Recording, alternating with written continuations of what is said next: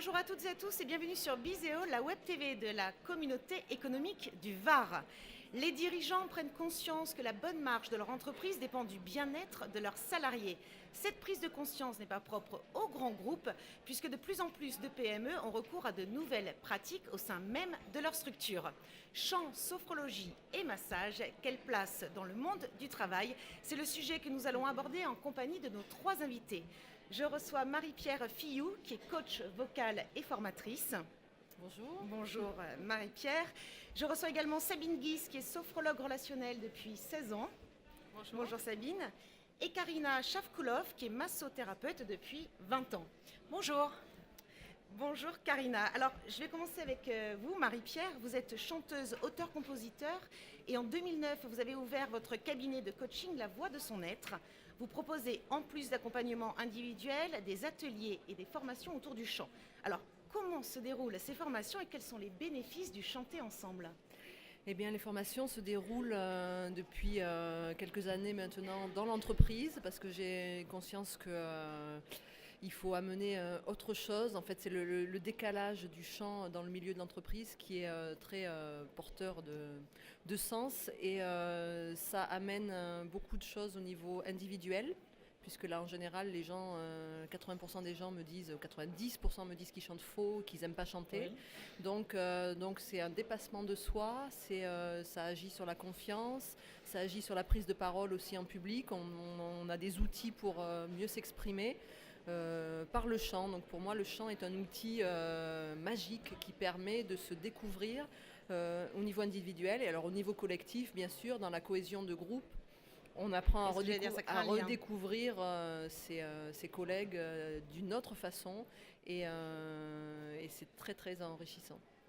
Je dirais que ça gomme aussi un peu la hiérarchie. Ça gomme la hiérarchie, oui. On pourrait appeler ça un management de proximité, puisque là, c'est plus le dirigeant qui chante à côté de sa secrétaire, mais c'est le dirigeant qui va être peut-être basse ou ténor dans un chœur où sa secrétaire peut être amenée à avoir le rôle de soliste. Donc chacun est à sa place dans la polyphonie, mais les rôles ne sont pas définis à l'avance. C'est vraiment la voix qui redéfinit les rôles.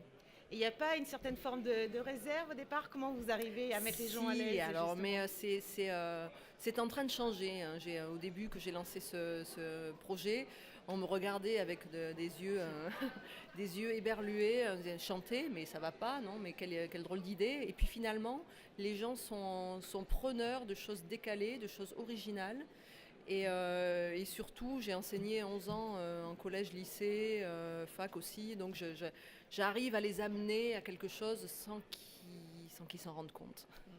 Alors, est-ce que la demande est grandissante? La demande est grandissante, oui, comme je vous le disais, hein, autant à une époque, c'était vraiment une chose qui passait pas dans le cerveau d'un chef d'entreprise. Maintenant, on a envie de traiter des sujets comme la prise de parole en public ou comme la cohésion avec d'autres outils que les outils habituels et le chant commence à être de plus en plus demandé, apprécié.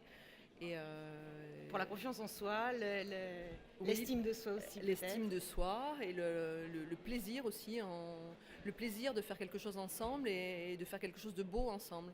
Souvent les gens sont bluffés par le résultat. Et ça favorise la cohésion.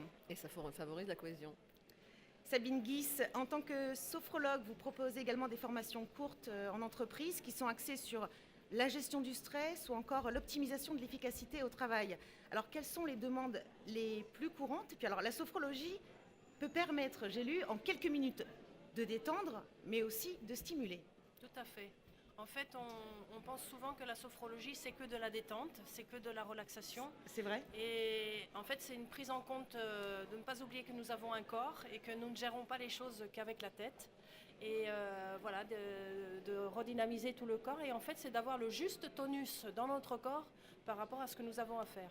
Donc ça peut être aussi bien justement beaucoup de gens ont des problèmes de sommeil et à ce moment-là, on va plutôt aller vers de la détente. Oui. Mais à d'autres moments, eh bien, nous n'avons pas d'envie, nous manquons de motivation et là, au contraire, eh bien, il va falloir se stimuler, se rebooster, quoi. Voilà. Donc, on peut aussi bien secouer. Je fais boxer des gens. Hein, pour qu'ils sentent la niaque en eux. Oui, justement, comment vous fonctionnez ? Ou au contraire, j'amène les gens à se détendre. Et mon objectif est vraiment de prendre conscience qu'en fait, nous avons 86 400 secondes dans une journée. Et 400 secondes par jour peuvent changer tout. Donc l'idée, c'est vraiment que sur 5 minutes, on peut faire changer l'atmosphère en nous et donc notre gestion des situations extérieures. Alors justement, comment ça se passe ? Vous donnez des clés, des outils qu'on peut d'ailleurs appliquer ensuite dans sa vie personnelle, parce que finalement la vie personnelle conditionne souvent la vie professionnelle et inversement.